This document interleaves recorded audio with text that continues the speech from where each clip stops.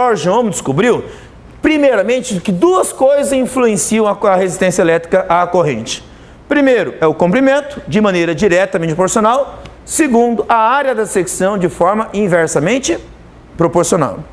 Aí George Ohm pensou, tá, mas o próprio material do fio também vai influenciar isso.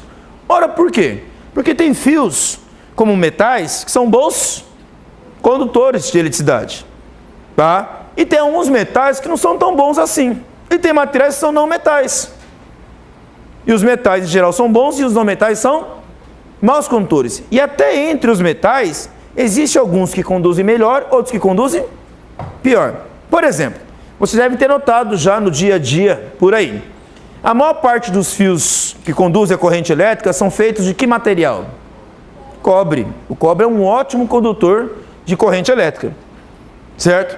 Mas nem sempre o cobre ele é o mais indicado, porque o cobre é um material muito maleável, se deforma com muita facilidade. E se você olhar esses fios de postes que estão aí na rua, os fios de postes, tá ok? Esses postes mais altos aí, você vai perceber que a maior parte desses fios não são de cobre. Por quê? Porque eles são muito flexíveis, o cobre. O problema do cobre ser a principal forma de condução nesse caso aí, traria problemas de envergadura, certo? Eles tombariam, eles entortariam. Uma ventania poderia fazer os fios se arrebentarem com muita facilidade. Entendeu? Porque eles se deformam com muita facilidade. Então, normalmente é utilizado o quê? Aço. Mas o aço não é tão bom condutor quanto o cobre. Sim, mas ele é mais resistente. Entendeu? Então, há situações em que é melhor você utilizar outros materiais, ok? Apesar de perder em condutividade. Porque compensa, ok? A resistência mecânica que esse material pode oferecer. Tá? Em outras situações, você pode utilizar fios de alumínio.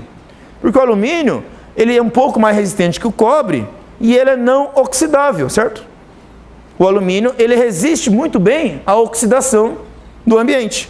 Já o cobre e o aço pode oxidar com mais facilidade. Então, situações em que o fio não precisa uma resistência mecânica muito forte, mas precisa de uma resistência química, tipo a oxidação, você pode utilizar um fio de alumínio. Então, nós podemos trabalhar com muitos materiais diferentes para conduzir a eletricidade, ok? E cada material influencia na resistência que o fio oferece. Essa característica do material, ok? De ser bom condutor ou mau condutor, nós chamamos aqui, na análise de Ohm, de resistividade do material. A resistividade do material é representada por essa letra grega aqui, ó, chamada Rho, tá? Ela representa o que nós chamamos de resistividade elétrica do material. É o oposto da condutividade. O que quer dizer isso? Se o material for um bom condutor elétrico, ele tem alta condutividade, então ele tem baixa resistividade. Se ele conduz bem, ele resiste pouco, certo? Agora, se o material é mau condutor, ou seja, ele tem baixa condutividade, ele vai ter, então, alta resistividade. Se ele conduz mal, então ele resiste bastante. Por exemplo, porcelana. A porcelana é um material péssimo de conduzir eletricidade, certo? Então ele é um material altamente resistivo. Ele oferece muita resistência à passagem da corrente elétrica. Entendeu o que eu acabei de falar? Certo? Dificulta muito. Por quê? Porque é mau condutor. Vamos imaginar, eu tenho um material mais grosso, então ele ofereceria baixa resistência. Mas se ele for um material pior condutor, uma coisa acaba compensando a outra. E no final ele pode ter a mesma resistência elétrica. É possível sim. Certo? Aí, o que eu vou ter que planejar? Eu tenho que pensar na aplicação que eu vou dar isso. Certo? Se o material mais grosso, por exemplo, certo? Ele tem uma boa resistência mecânica, certo? E mesmo que ele tenha a resistência de um material mais fino, pode ser interessante. Pelo comportamento mecânico do material e não pelo comportamento elétrico em si. Certo? Então eu tenho que analisar aí a aplicabilidade que eu vou dar a esse material. Tá? Então, não é simplesmente, sempre é o melhor condutor que eu vou ter que utilizar. Não, é o que eu acabei de falar do poste. Eu tenho que pensar em que situação esse material vai estar sujeito. Tá? Se esse material estiver sujeito a intempéries, por exemplo, certo? Eu tenho que pensar, ou encapo esse material, certo? e não deixa ele entrar em contato com o ar, por exemplo, para não ficar sujeito à oxidação do ambiente, tá? Ou eu vou ter que usar um material que não oxida com facilidade. Eu tenho que verificar qual relação compensa, tá? Por exemplo, você vai perceber que a maior parte dos postes, ok? Existem alguns postes em Maringá ainda, mas a maior parte deles hoje tem uns fios encapados com borracha, já viram? Certo? Num passado, de algum tempo atrás, você vai encontrar inclusive na cidade alguns postes ainda, que os fios não estão encapados. Certo? E aí o que aconteceu aqui em Maringá algum tempo atrás? Certo? Quando esses fios estavam todos expostos, ok? Fios de aço, mas todos expostos, tinha uma boa resistência mecânica. O problema é que em Maringá tem muita árvore, não tem? Essas árvores alcançaram os fios elétricos, não alcançaram? Então imagina o vendaval. Essas árvores balançando, encostando nos fios elétricos. Certo? Começou a acontecer curtos circuitos. Certo? E aí começou a dar muito problema em relação a isso. Qual foi uma solução que eles encontraram?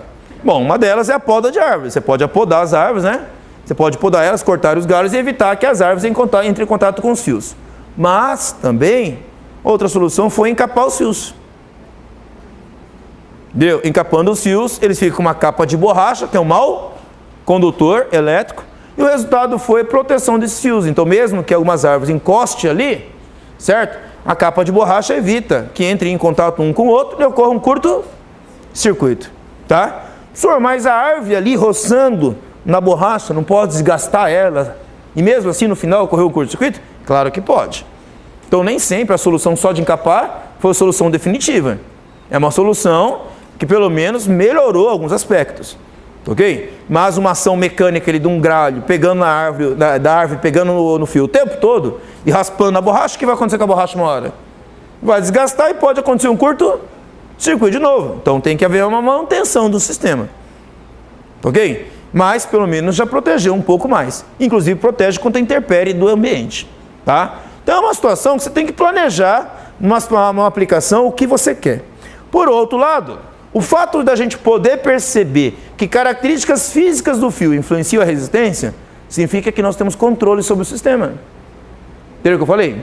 Nós podemos controlar. Eu quero um fio mais resistivo, um fio menos resistivo. Eu quero um fio que esquente mais, um fio que esquente menos. Tudo isso eu posso controlar. Eu posso ter controle sobre aquilo que está acontecendo. Essa é a grande vantagem. Você descobrir do que depende um determinado parâmetro. E nesse caso a resistência depende desses elementos.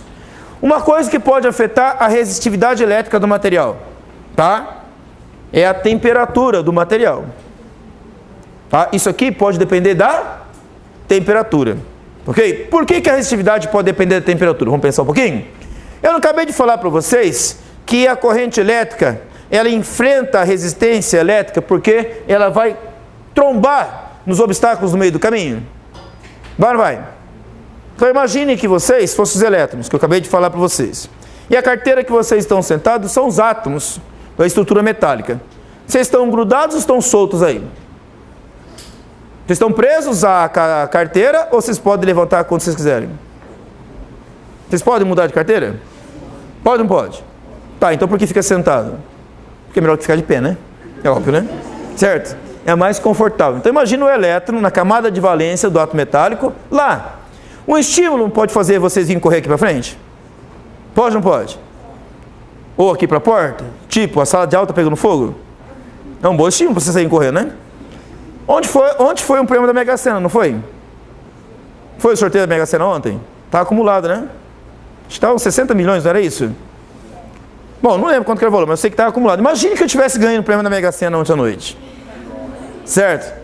E eu fiquei tão feliz, mas tão feliz, que resolvesse, assim, distribuir um pouquinho da minha felicidade, certo? E eu entrasse aqui na sala de aula, toquei com uma bolsa debaixo do braço, pegasse essa mesa, colocasse aqui na frente, vocês entenderam o que eu estou fazendo ainda, certo? E pegasse e despejasse um monte de notas de R$100 aqui em cima da mesa. Ok? Dá, vamos supor aí uns 40 mil reais aqui em cima da mesa. E aí, vocês acham que isso é um bom estímulo ou não é um bom estímulo vocês virem aqui para frente? Não, não é? Certo? Então eu tenho certeza que nessa hora vocês vão ver aquele monte de notas de R$100 aqui como um enorme positivo na frente de vocês, certo?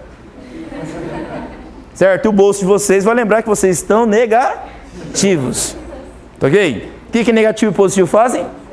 Isso, vocês vão vir correndo aqui para frente, certo? Vocês vão lembrar que vocês não estão grudados na carteira, né? Mas vão lembrar, né? Ok, tá? Mas vir até aqui frente vai ser fácil? Não, por que não? Sabe por quê? Porque quando o rapaz aqui na frente levantar, já para vir correndo, de trás vai agarrar na camisa dele e vai puxar ele, certo? Ok? Certo?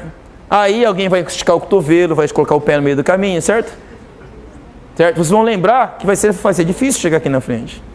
Ok? Vocês vão ter que ir pulando nas carteiras, vão ter que parar um por cima do outro, vai ter que enfrentar o cotovelo, certo? Ok? E aí? O que vai acontecer com o clima aqui dentro? Isso, ó, que eu falei, efeito Joule, certo? Vocês vão entrar em atrito entre vocês ou não? Vai ficar tudo numa boa, assim, não, a gente tem dinheiro para todo mundo, né? Certo? 40 mil reais dá para todo mundo aqui, né? Certo? Eu tenho certeza, vocês vão descobrir o que é resistência elétrica e o que é efeito Joule, certo? Mas se ao invés de colocar 40 mil reais, colocasse assim 4 notas de 100 reais aqui só. Só 4 notas de 100 reais. Você acha que a briga é a mesma? Hein? Todo mundo ia levantar para vir correr e pegar aqui? Você acha todo mundo? Ah, alguns eu acho que sim, certo? Alguns estão pendurados aí, tá precisando de tudo quanto quer coisa que puder aparecer na frente, certo? Ok? Mas nem todo mundo, eu tenho certeza que nem todo mundo. Quer dizer, nem todo mundo vai ficar estimulado para vir aqui na frente, certo? Direito que eu falei? Certo? Porque se for brigar por 4 notas de 100 reais, vai ficar cada um com um pedaço, né? E pedaço de nota não vale nada, né? Vale? Se chegar com um pedacinho de nota de 100 reais ali no mercado, eles vão... Não, essa aqui vale 2 reais. Dá para comprar 2 balas? Não, né? Tem que chegar com a nota inteira, né? Certo? Então tem gente que não vai ficar incomodado com isso de vir correr aqui na frente, certo? Mas 40 mil reais... Aí é outra história, né? Então quanto maior o estímulo, mais vão correr. Agora imagine que a brincadeira, certo? Com vocês, não seja como as carteiras aqui. Imagine que no meio de vocês esteja passando os machados para lá e para cá. Sabe, tipo aqueles filmes que você vê, que as pessoas têm que atravessar algumas provas, assim, um monte de machado voando para lá e para cá na sua frente. 40 mil aqui, eu falo é de quem pegar. Hein? E aí, vai ficar mais fácil ou mais difícil para chegar? Com certeza vai ficar mais difícil, né? Certo? Melhor enfrentar o cotovelo do que o machado voando para lá e para cá, né? Não é? Certo? Então, presta atenção, por que eu falei que a temperatura aqui vai influenciar? Porque se as moléculas ou os átomos que compõem o condutor estão em movimento ou muita agitação, certo? O tromba-tromba fica mais intenso. Então a resistividade do material vai aumentar. Está tudo em movimento no meio do caminho. Quanto mais movimento tiver dentro da estrutura aqui, mais difícil fica para a corrente elétrica passar. Então o aquecimento do fio, que é natural já da própria resistência, vai aumentar ainda mais a resistividade, o que pode aumentar ainda mais a resistência elétrica. Por outro lado, penso o contrário. E se eu baixar a temperatura do material? O que vai acontecer com os átomos das moléculas? Se eu baixar a temperatura, eles vão se agitar mais ou menos no meio do caminho? Menos. Certo? Tipo, imaginem vocês na segunda-feira de manhã cedinho aqui, depois do início do horário de verão, certo? Lembra aquele horário? Que todo mundo chegou aqui de manhã cedo com a cara toda amassada? Alguns estão até hoje aí, tá vendo? Ó? Certo? Imagina a situação, tá? E eu faço a mesma coisa, os 40 mil reais aqui na frente. E aí, você acha que vai ser a mesma coisa? Tem gente que nem vai entender o que está acontecendo, né? Vai olhar para aquele negócio e vai achar que está sonhando ainda, né? Que acabou de acordar, né? Certo? Com a cara amassada, não vai conseguir nem ver o dinheiro na frente, certo? Bom para quem tiver acordado, né?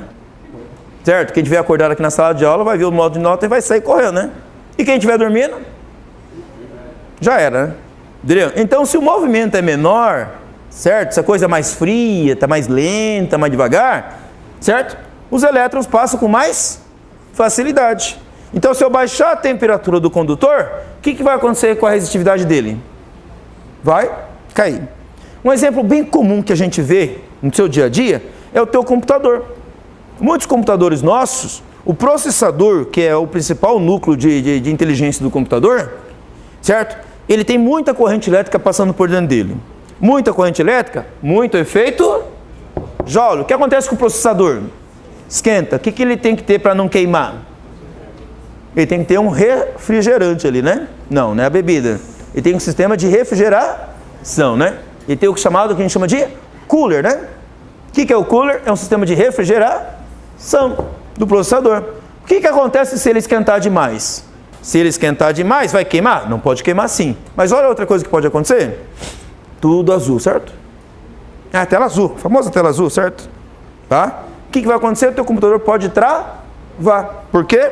Porque o efeito Joule aumenta a resistitividade, aumentando a resistitividade, aumenta a resistência. Aí a corrente elétrica não vai dar tão rápido, certo? Aí você tem parte do teu processamento do computador acontecendo rápido, outra parte mais lenta, pronto. Aí entra em conflito, o teu computador trava. O que tem que ser feito para isso não acontecer? Resfriar.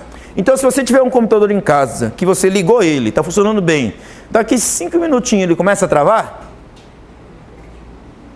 uma boa hipótese é que o teu processador está esquentando. Certo? E o teu cooler, então, está falhando, ele não está conseguindo refrigerar. Certo? Aí você chama o técnico, certo? O técnico chega lá, olha para o teu cooler, certo? Está tudo sujo, sabe? Cheio de poeira, tipo de coisa. Ele vai lá, tira o cooler, certo? Passa um pincelzinho, limpa, né? Tira toda aquela sujeira, né? Porque está deixando o teu cooler lento, né? Limpa, assopra, certo? Só que manda você ficar lá na sala, certo? Ok? Limpa, dá uns tapinhas, tirou toda a poeira, coloca de volta, né? Certo? Aí tudo está funcionando de novo, né? Beleza, ele fala assim, que ele trocou a repimboca da parafuseta ali, certo? E te cobra 50, certo? Ok? Certo? E tudo que ele fez foi limpar o cooler, porque está enrolando, estava difícil de girar ali, tem muita poeira, certo? Ok? Ele vai te dar uns conselhos, ó, limpa o teu computador de vez em quando, certo? É bom, né? Certo? Tá? E vai te cobrar R$50 pela manutenção. Por que está travando? Porque estava aumentando a resistitividade, e aí a resistência elétrica maior interrompia o fluxo de corrente elétrica, e aí o teu computador travava.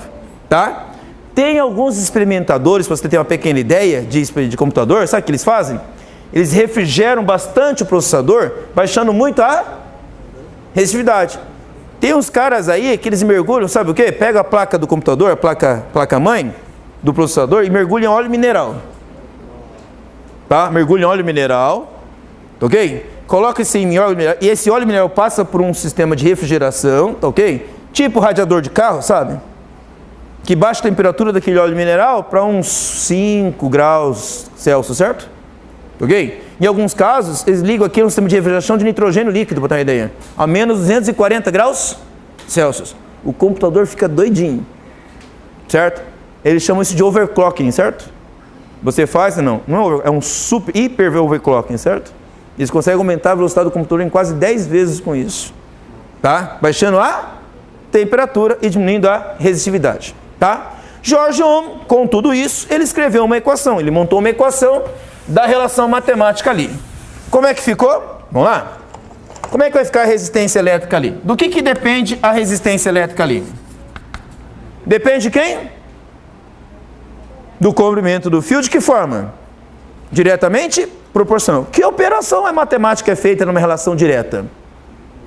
Multiplicação. Então o comprimento está aqui multiplicando, certo? Ok? E a área? Que relação matemática é ali? Inversamente proporcional. Que operação matemática é o inverso da multiplicação? Então a área está aqui dividindo, certo? Mas o comprimento está multiplicando quem nesse caso então? Quem falta? Quem está faltando ali? A resistitividade, o Rho. Essa equação que George Ohm montou, certo? Foi uma equação construída experimentalmente, tá? É o que a gente chama de lei empírica, construída através de um processo experimental. Ela é chamada de segunda lei de Ohm. Professor, mas você está explicando ela primeiro, então por que ela é a segunda? Certo? É uma questão de importância. A primeira lei é um pouco mais importância do que essa. Apesar de ele ter encontrado essa aqui primeiro. Historicamente, ele encontrou essa relação primeiro do que a outra lei que eu vou explicar daqui a pouco. Tá? Porém, a importância dela é um pouco menor do que a primeira lei. Então, que é um pouco menor, a outra é chamada de primeira lei. Tá? Mas essa segunda lei de Ohm, ela é bastante importante no aspecto de você entender o que é resistência. Tá? No aspecto conceitual. A resistência elétrica, como ela é oferecida pelo condutor, as características físicas do condutor influenciam isso. Ok? A unidade no Sistema Internacional de Resistência. No Sistema Internacional de Unidade. No SI, quer dizer, Sistema Internacional de Unidade, ok? A resistência é medida nessa unidade aqui, ó, chamada de ohm.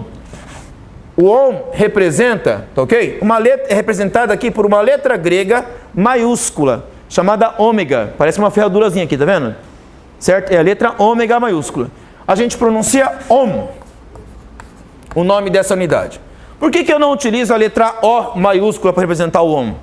Porque aí vai parecer que é um zero, né? Se eu coloco um ohm, eu colocar um, e o O aqui, você pode confundir com o quê? Com zero. Então, para não haver esse tipo de confusão, a gente utiliza a letra grega ômega. Ok? Tá? Bom, a primeira lei, que é a mais importante aqui, ela é a consequência da resistência. O que eu falei que é resistência mesmo? Dificuldade a passagem da corrente. Isso significa, então, na prática, que se eu tenho um material com grande resistência elétrica, para o mesmo estímulo, a corrente elétrica vai ser alta ou vai ser baixa? Vamos ver? Lembra do dinheiro que eu falei aqui? As 4 notas de R$100. É muito estímulo vocês virem correr aqui na frente? Não, certo? E aí vocês vêm correndo aqui, certo? Tá, alguns vêm, outros não vêm, certo? Ok? O estímulo é 4 notas de R$100.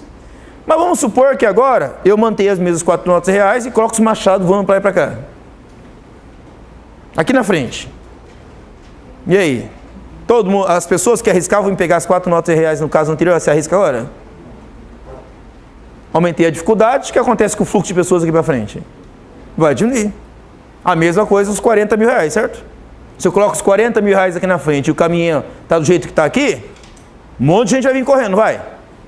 Mas se eu colocar os mesmos R$40 mil aqui e os machados voando para lá e para cá, o que vai acontecer com o fluxo de pessoas aqui para frente? Vai diminuir. Porque você vai pensar, nem minha vida vale os R$40 mil, né? Até porque você não vai conseguir pegar os 40, né? Não é? Certo? Então, o que eu estou dizendo nesse sentido? Se eu aumento a resistência, o que vai acontecer com o fluxo de corrente elétrica? Diminui. Tá? Então, Ohm pensou assim, o que acontece se nós aumentarmos a resistência elétrica de um fio? Como consequência, mantendo o mesmo estímulo. Quem é o estímulo? É a diferença de potencial. Vou manter o U constante, tá? A diferença de potencial constante. O que acontece com a corrente elétrica? Ela diminui. Você está aumentando a dificuldade e o estímulo está continuando sendo o mesmo. A corrente vai cair. Que relação matemática eu tenho aqui entre resistência e corrente? Inversamente proporcional. Então, Ohm descobriu que a resistência elétrica também pode ser medida a partir de sua consequência. Ok? Que é a relação entre a tensão, a diferença de potencial, dividida por quem? Pela corrente. Por que a corrente elétrica está dividindo aqui nessa relação? Porque é inversamente proporcional. Ok? Tá? Todo entendeu? E se eu aumento a resistência e não altero o fluxo? Eu tenho que aumentar o estímulo, certo? Então, a DDP, ela é diretamente proporcional. Essa relação aqui, ela é conhecida como a primeira lei de Ohm. E por que ela é a primeira? Não é porque descobriu primeiro. É porque ela é mais importante. E por que ela é mais importante? Porque no dia a dia, nas condições do nosso dia a dia, a gente é muito mais pragmático, a gente é utilitarista. A gente se preocupa muito mais do que para que serve, nas consequências, do que nas causas.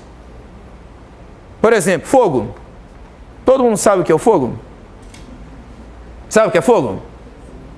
Eu acho que vocês sabem, já aprenderam isso há um bom tempo, né? Mas todo mundo sabe que o fogo queima também, não sabe? O que é mais importante? Saber o que é o fogo ou o que ele queima? Hein? O que é mais importante? Saber que ele queima ou o que é o fogo? Então você está mais preocupado na consequência. Não, né? É muito mais útil, né? Certo? Claro, saber o que é o fogo é importante. No conhecimento científico, sim. Mas no dia a dia, é muito mais importante saber que ele queima, né? Desde pequeno você aprende isso, né? Não é? Tá? Então, por outro lado, saber o que é fogo é um conhecimento científico que você adquiriu dentro da escola. Claro que alguém fora da escola pode explicar isso para vocês. Mas é muito mais importante a consequência do que o fenômeno em si, do que a causa. Tá? Todo entendeu isso? Por conta de uma visão pragmática, é claro que essa lei acaba sendo mais importante. Uma visão utilitarista. Tá? Por conta disso, essa lei acaba tendo uma importância fundamental e nós vamos trabalhar com ela várias vezes em nossos problemas aqui. Tá?